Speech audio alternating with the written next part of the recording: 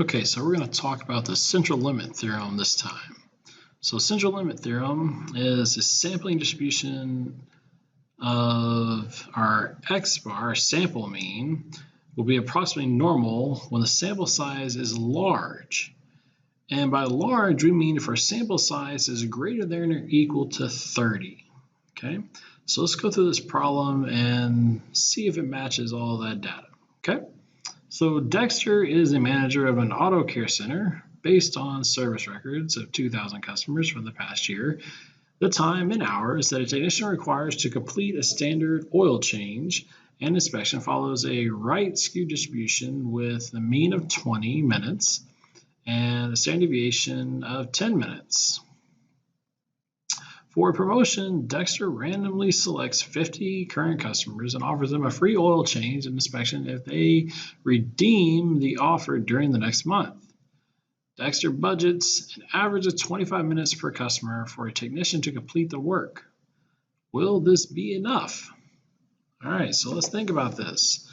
First off, let's see if we can describe the shape of the sampling distribution for their X bar, for our sample mean, okay?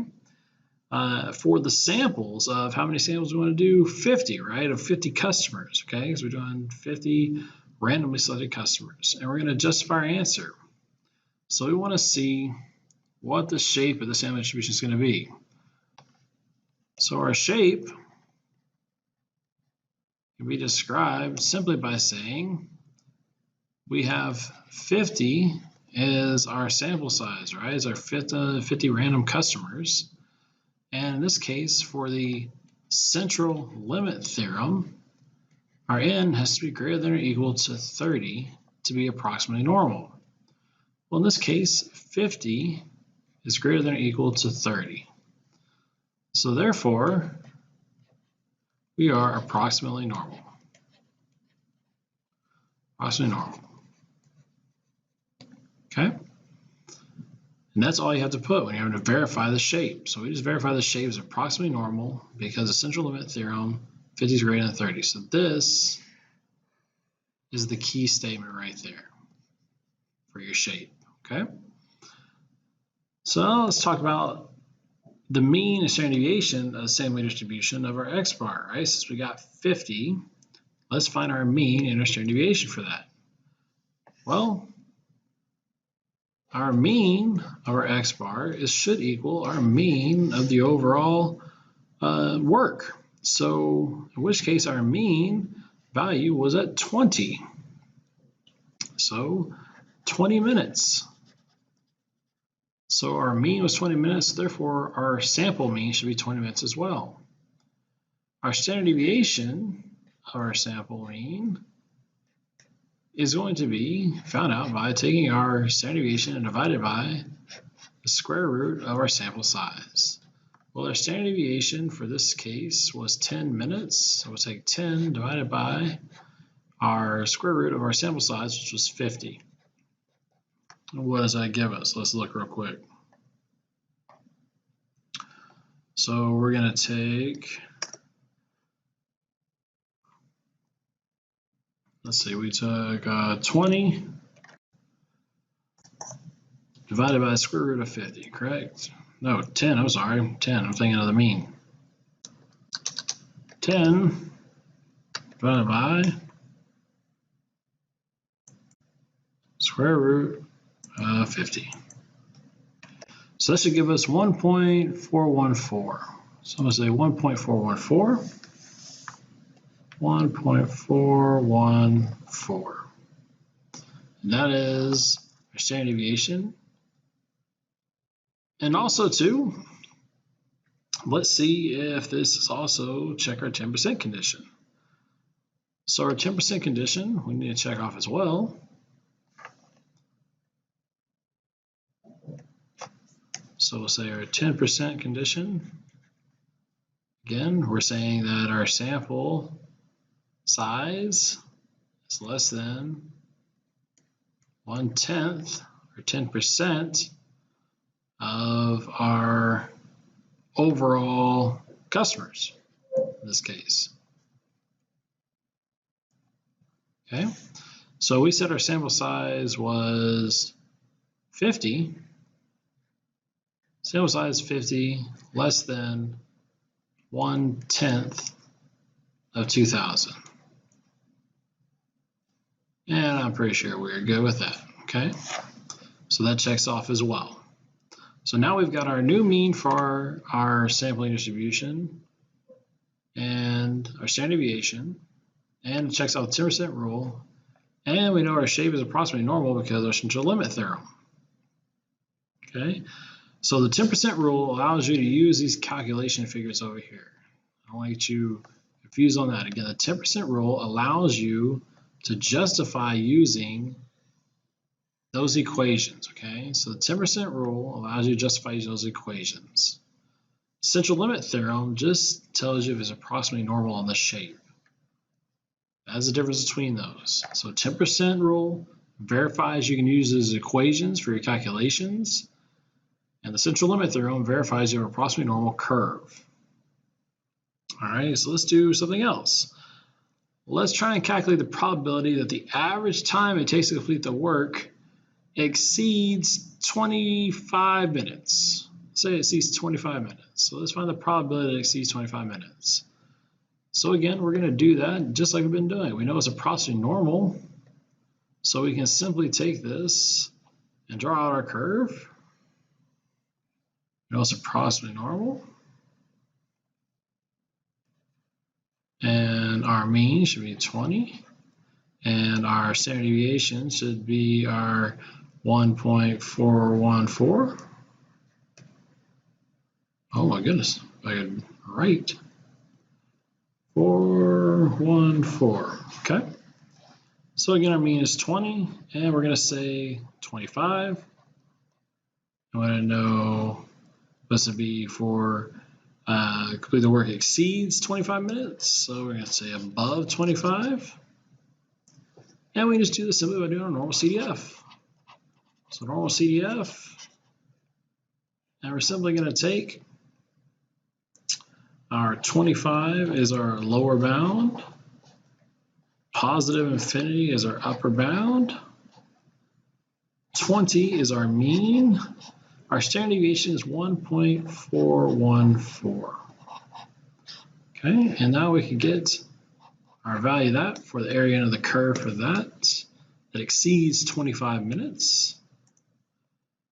So function or distribution, and we're going to say it's 20, comma 1.414.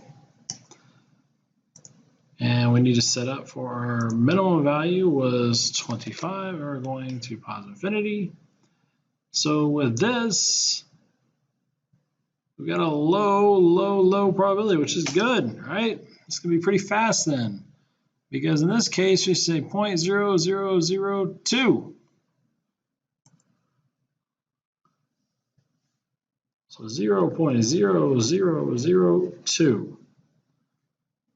So we have a 0.02% probability that it'll take 25 minutes or longer. So Dexter's got a really good auto care center, right? Be able to take care of this pretty fast. Pretty fast. Now, one other thing let's look at, introduce you to, because there is a way to do this even on the Desmos calculator. So let's say we wanted to find how much average time per customer should Dexter budget if he wanted to be 95% certain that he doesn't go over budget. So with this, we're going to look at Dexter wants to be 95% certain that he doesn't go over budget. So to do this, using our data previously with everything we've got here, again, our mean or standard distribution was 20.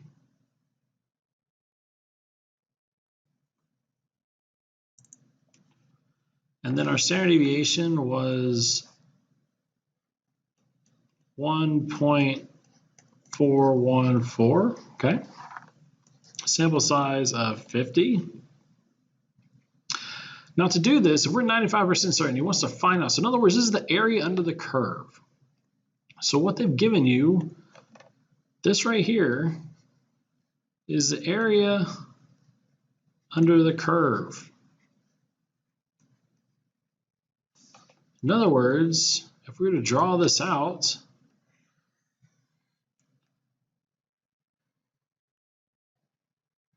all right, so if we did this normal, we got 21.414. This is 20, and we're saying red, so we'll say it's way over here.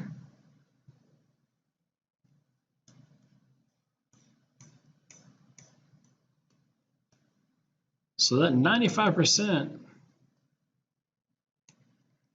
is the area under the curve. 95% is the area under the curve. And we want to know what that data value is. That's what we're trying to find out. So therefore we can see that it doesn't go over budget. To do that, we're going to use Desmos calculator for inverse norm. I'll put the link down in the description down below. And we're going to do this. So our portion on this is 95%. So we're going to go up to 95%. So we'll go up here and we'll put 95. Our mean value in this case was 20.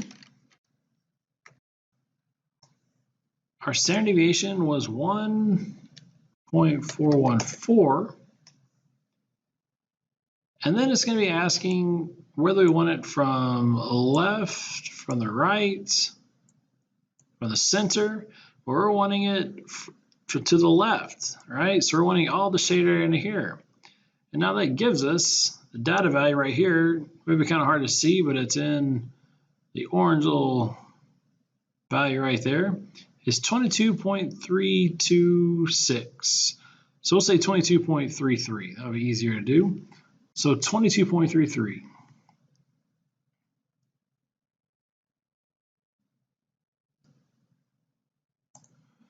So in other words, what it's telling us is 22.33. Now again, if you're using TI Inspire's inverse norm, and even if you use the Desmos, go ahead and write this out, inverse norm, in which case we're going to put 95%, so 0.95 for our probability or proportion of the curve. We're going to put our mean of 20 and our standard deviation of 1.414. And we came out with 22.33. So again, inverse norm is only used when you deal with area under the curve. They give you, they say you want to be 95% certain, 99% certain, 90% certain. They're giving you the area under the curve, and you got to find the data value it's talking about that would represent that area. So if you have a TI Inspire, you can do that there as well. You go to menu, 6 for statistics, 5 for distributions, and 3 for inverse normal. Area, you put in the decimal of it, 0.95 for the problem we were looking at.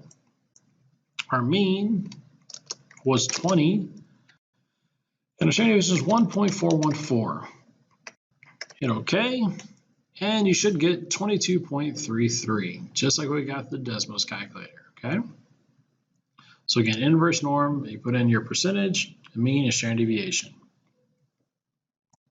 All right, guys, so this helps explain a little bit more dealing with central limit theorem and how to use the inverse norm, and I'll see you next time.